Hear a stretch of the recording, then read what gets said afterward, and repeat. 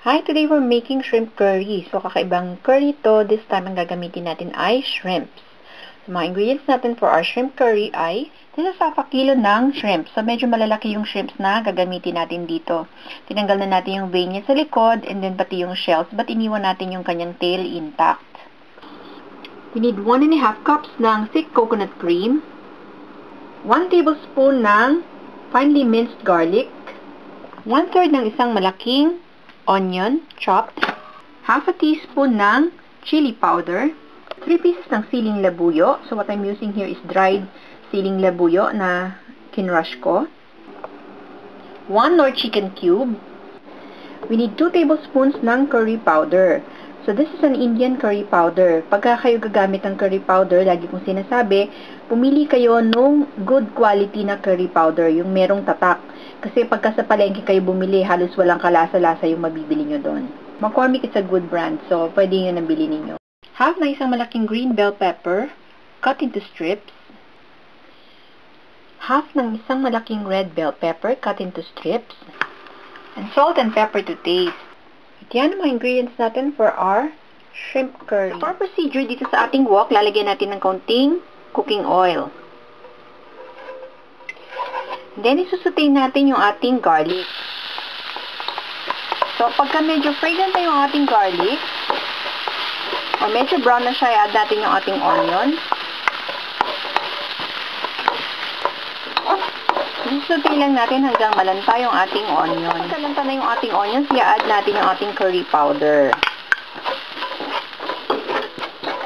Kapag sinatay natin yung ating curry powder, medyo ang mangyayari sa kanya is mag-i-intensify yung lasa niya. Next, i-add natin yung ating chili powder.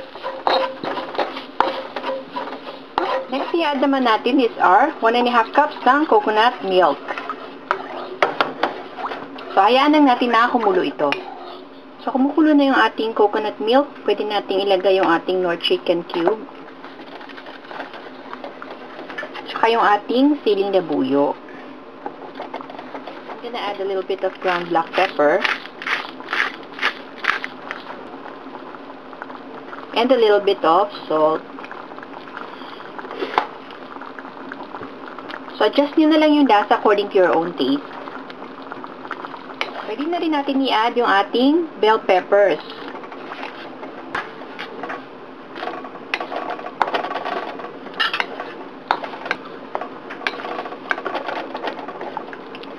Okay na sa akin yung lasa. I don't need to adjust the taste.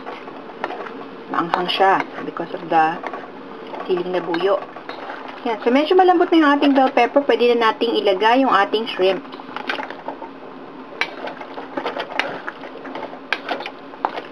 And then, lulutuin lang natin yung ating shrimp hanggang maging pink siya. So, wag natin i-overcook kasi titigas yung shrimp natin. Yan. So, pink na yung ating shrimps.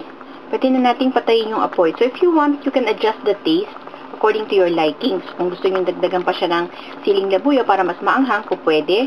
Kung gusto nyo dagdagan ng konting salt or patis, po pwede rin. At this point, papatayin na natin yung apoy. Now, we're serving our shrimp curry. So, anong masarap na kasama nito kundi rice. So, kukunti lang yung ating ingredients at madali lang siya lutuin, di ba? Sandaling-sandali lang. So, tamang-tama pag nagmamadali tayo.